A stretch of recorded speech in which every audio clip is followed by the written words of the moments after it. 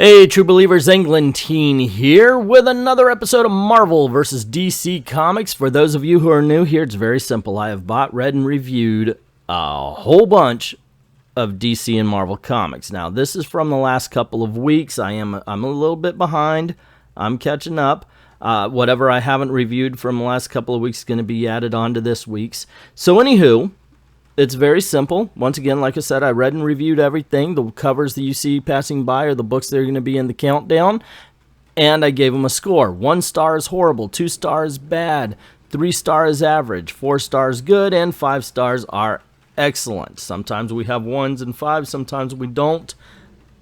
I've got to be honest. And in that spirit, in the spirit of honesty and transparency, I am a huge DC Comics fan, much more so than Marvel, even though I do enjoy Marvel. However, when I read these, I make sure that I am 100% objective.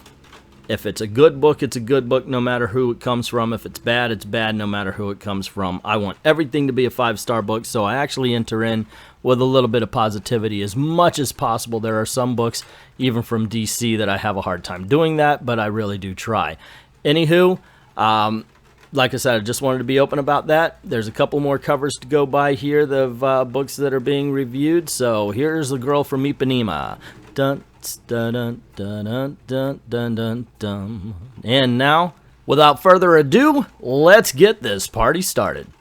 The 1-star books are horrible, and I highly recommend you stay away from them as much as possible, and that's why I'm actually glad we don't have any this week.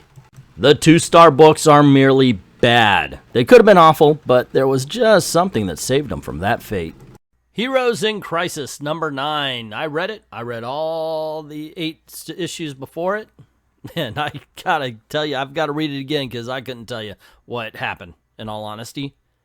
Yeah, no, I'm sorry, gang. So Flash kills the Flash because he accidentally killed everybody else, although one guy got speared, didn't they? The story never made sense. Looked beautiful, but never made sense. And issue number 9 still doesn't make sense. Star Wars 108. Okay, so we are now continuing the old Marvel comics, Star Wars. This is why there's a green bunny somewhere in this book. It's an anthology series. You know what I think about the anthology series? Some of it's good, some of it's bad. Overall, it ends up being an average book. This one, on the other hand, unfortunately fails. Maybe I'm just not the right audience for it. I like Star Wars, but I'm not a huge fan of the extended universe. I don't know why there's a green bunny. Overall, if it was dealing with a classic cast, I enjoyed it. Anytime it stretched beyond that, it wasn't very good to me. War of Realms, Spider-Man, and the League of Realms. Of course, this is the story where you've got a warrior from every realm fighting for Midgard. But none of that happens, really, in this one. At the end, of course, we get the curse. But otherwise, this is just recapping what happened. And then it's like, oh, okay, here's a little taste of battle. Now you have curse. It's a bit of a miss, guys. The 3-star books are average. They either just weren't good enough to recommend or they didn't resonate with me. Dog Days of Summer, number 1. It's not a number 1, so one shot. And it is a whole bunch of stories about animal characters and animal representative characters. Yep, there is even a bat cow. And that's actually one of the more entertaining stories. There's a really cheesy one at the beginning here with Crypto and Superman. Like all anthology books, it's a mixed bag. There's some good, some bad, but most of these, middle of the road and forgettable. War of Realms, War Scrolls, number 2. So I wasn't going to get this, and then I thought, you know what, I like the Daredevil story, let's continue it. And it does continue in this particular issue where Malekith gives a powerful hammer, a war hammer, to the Kingpin so he could go and kill Daredevil.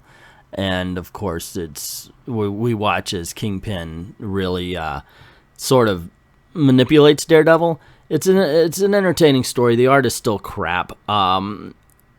The whole book is an anthology, so you got some good stories, you got some bad stories. The Daredevil one ended up okay, but the real highlight of this is a Doctor Strange story that's in here where he goes and faces Nightmare.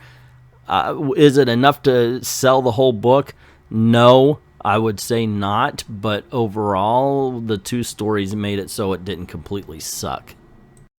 As Guardians of the Galaxy number 9, so Valkyrie dies and her human host is kind of in a flux.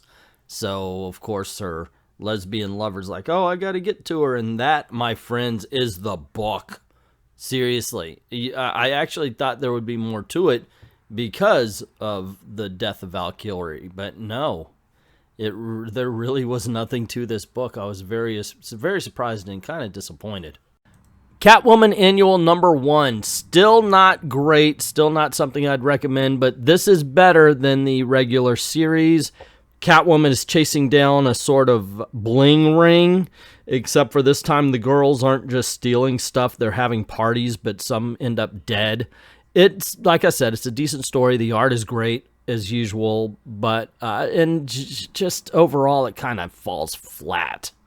Fantastic Four number 10. I just got done singing the praises of Fantastic Four in my top 10 comics that are saving Marvel Comics list. And here I get a book about whiny brats and kids who are full of themselves. And I don't like to hang out with whiny brats. And that's how they're playing off Franklin here. It was just, get this over with. The whole story isn't like that. And the book overall is entertaining. But anytime the kids talk, I just want to smack them. Detective Comics Annual number 2 has the Grim Reaper. I always think it's kind of like the Phantasm from Mask of the Phantasm. I did when the year 2 came out, as a matter of fact. But it's okay. It's a decent story with a twist that isn't really a twist because you can see it coming a mile away. Otherwise, it's also a little bit, I don't know, forgettable. Yeah, it's just one of those things where you're going to read it, enjoy it, and then in T-minus 5 seconds, forget about it. So Bruce Banner is in charge as Joe Chill, and he's talking to the Hulk. He's saying, hey, you know what? We need control here. It can't be you all the time. It can't be chaotic all the time. You need a little bit of control. And then, of course, monsters attack, and he loses control. I'm not exactly sure the message that Al Ewing is trying to send in this book, but it's a bit contradictory this time around. It's still an enjoyable story, but man, it just doesn't feel like the Hulk.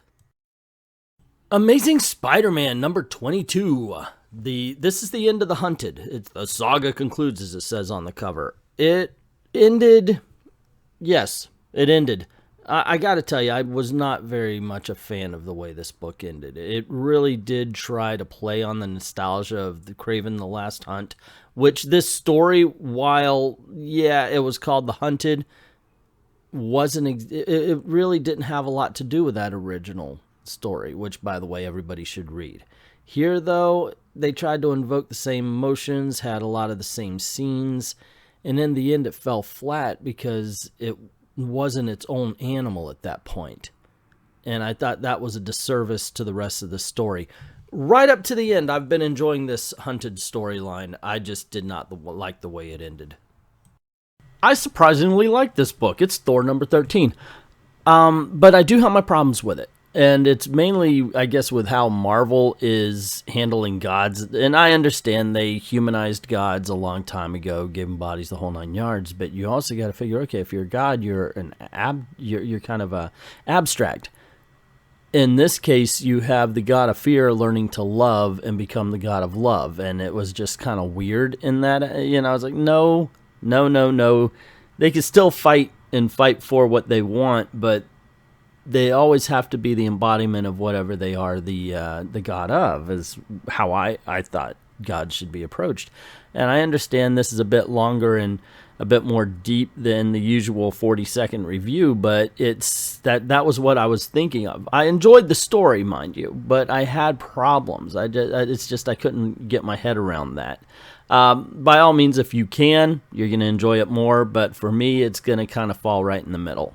The Wildstorm, number 23. This has to be the best book I'm not reading on a regular basis, because every time I visit it, it is just so entertaining. Well written, well drawn. This time they're bringing in the Midnighter and Apollo. One of my favorite scenes is they say, okay, we're going to catch you up, and here's the entire history. And so basically they show them the entire run of Wildstorm. Ooh, lightning. And the first thing, Midnighter looks up and goes, "So y'all have sex with each other?"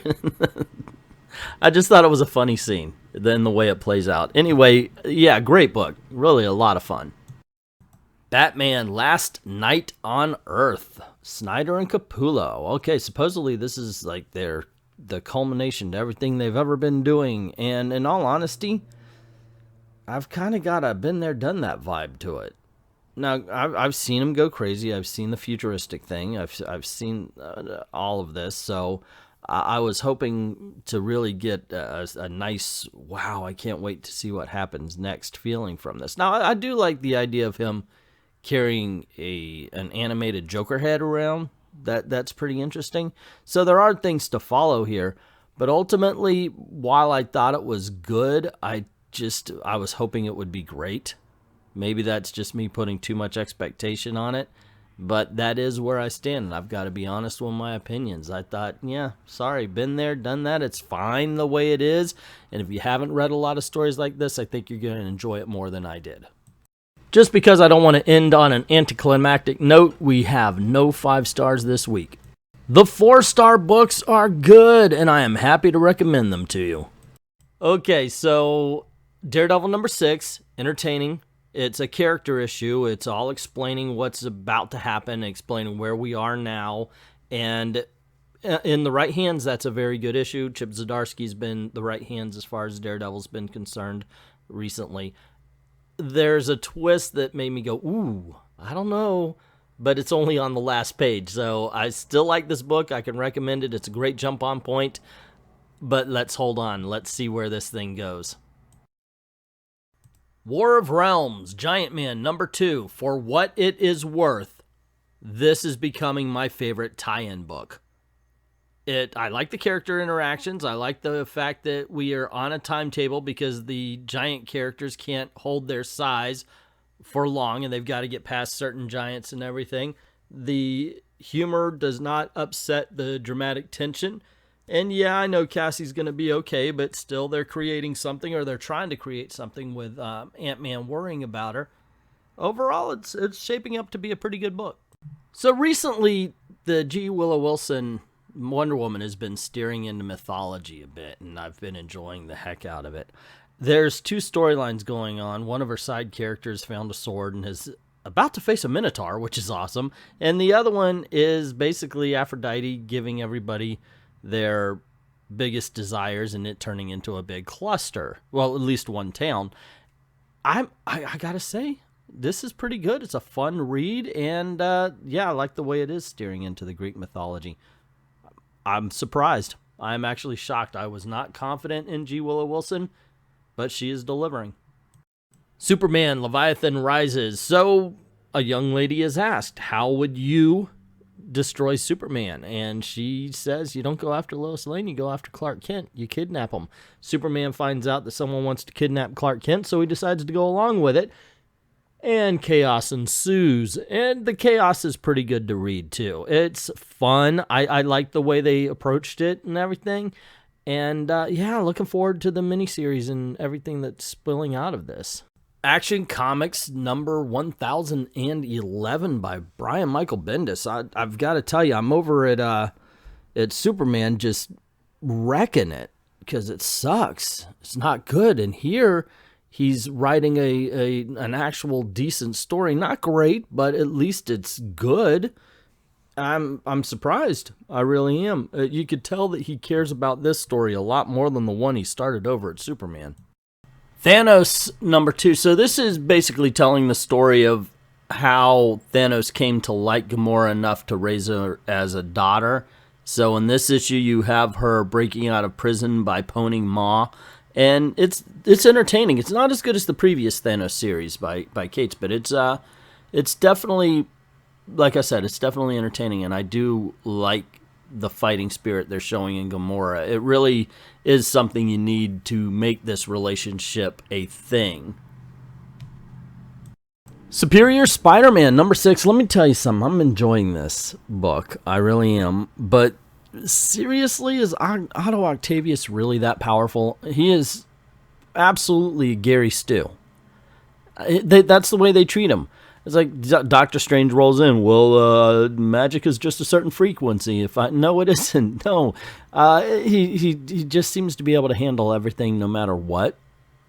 And I'm not a big fan of that. There's no real tension to this. I get more out of Doctor Strange in this issue than I do with him. Although overall this book is enjoyable, I just wish they would tone down the I am Dr. Otto Octavius, the best at everything kind of stuff. Detective Comics 1004. Man, I'll tell you something. I've been enjoying this story, but I haven't been wowed by it until now, where we learn the origin of the Arkham Knight, and it's so freaking ridiculous. It absolutely fits in a Batman book. It really does, and it's thoroughly entertaining. I like this. I like this storyline. It kind of ages up Batman a little bit as well, if you really think about it. Thoroughly entertaining. I'm liking Tomasi's run. Doomsday Clock number 10. Holy Toledo, we get all the answers right here. Actually, it really does seem like the rest of the book could have been ignored. Why don't we just do this part, this chapter? Number 10 was what everybody wanted. Let's watch let's watch Dr. Manhattan walk around and tell us how he messed up New 52. And in all honesty, it just sounds like Dan Didio trying to pass the buck over to Dr. Manhattan, because we all know it was really him that fucked up the DC universe. Either way, it's a really good book. I hate the fact that it's always late, because when I finally do get to read it, I really do enjoy it.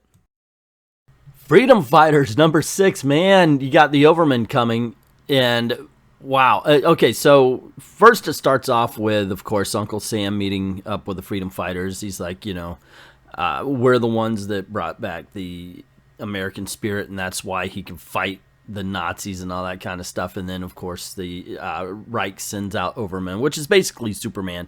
It's such a great action issue, and once again, like I said before of other issues, this book will make you proud to be an American. That's just, I'm waiting for the heel to turn, because I know that's the way it goes these days, but for now, this is such a fun book.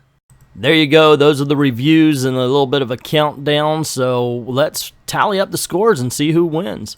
DC Comics had 0 1 stars, 1 2 star, 5 3 stars, 6 4 stars, a score 41, 12 comics making an average of 3.42. Marvel Comics had 0 1 stars, 2 2 stars, 6 3 stars, 4 stars, no 5 stars, a score 38, 12 comics and an average of 3.17. So DC Comics wins the week. Last week went to Marvel. This is DC's week. Very much like comic book readers did with their wallets this week. Am I right, guys? Yes. Anyway, guys, what do you think I rated way too high? What do you think I rated way too low? Or just what would you do? What's your top 10, let's say?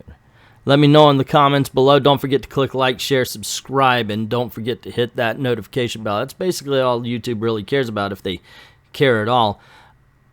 Also, the adpocalypse is upon us once again, thanks to Vox. So if you don't mind helping out this channel, going over to Patreon or to Ko-Fi or even to our Amazon store, the links are all in the description below. If you go to the Amazon, you buy something for yourself, and it helps out the channel as well. And that is a good thing. I'd like to thank everybody who's already done that, and to everyone, all of the true believers, thank you very, very much for watching.